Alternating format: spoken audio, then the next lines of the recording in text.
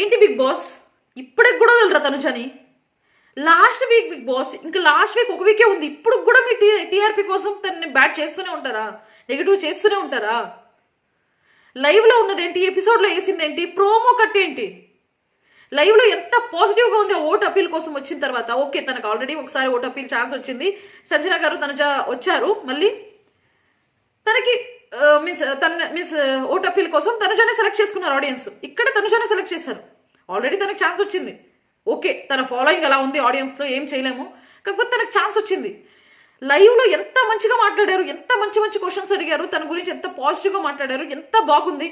దానికి ఆన్సర్స్ కూడా ఎంత మంచిగా ఇచ్చింది, ఎంత మంచిగా ఇచ్చింది. ప్రతి క్వశ్చన్కి సూపర్గా ఇచ్చింది ఆన్సర్స్, సూపర్గా ఇచ్చింది, మెచ్యూర్డ్గా ఇచ్చింది ఆన్సర్స్. అవన్నీ ఎత్తేసారు ఎపిసోడ్లో. ప్రోమో ఒకటైతే ఇంకా దారుణం అసలు. ఓన్లీ అసలు ఎపిసోడ్లో మీన్స్ లైవ్లో ఎన్ని పాజిటివ్ క్వశ్చన్స్ ఉన్నాయి, దాంట్లో 4 క్వశ్చన్స్ తీసుకొచ్చి ఎపిసోడ్లో వేసి దాంట్లోనూ 3 నెగిటివ్ క్వశ్చన్స్, ఒక పాజిటివ్ క్వశ్చన్ వేసి ప్రోమో కట్లో మరీ నెగిటివ్ ఉన్నదే. అసలు ఎపిసోడ్లో ఉన్నదే వేరే, లైవ్లో ఉన్నదే వేరే. ప్రోమో కట్లో కూడా ఓన్లీ నెగిటివ్స్ కనిపించేలాగే ప్రోమో కట్ చేసేసారు. అసలు ప్రోమోకి అసలు ఎపిసోడ్కి సంబంధమే లేదు. ఎపిసోడ్కి లైవ్కి అస్సలే సంబంధం లేదు. మరీ ఇంత దారుణమా? టీఆర్పీ కోసం ఇంత ఇదా?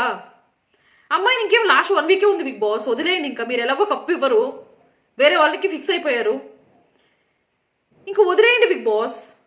ఊపిరి తీసుకొనివ్వండి.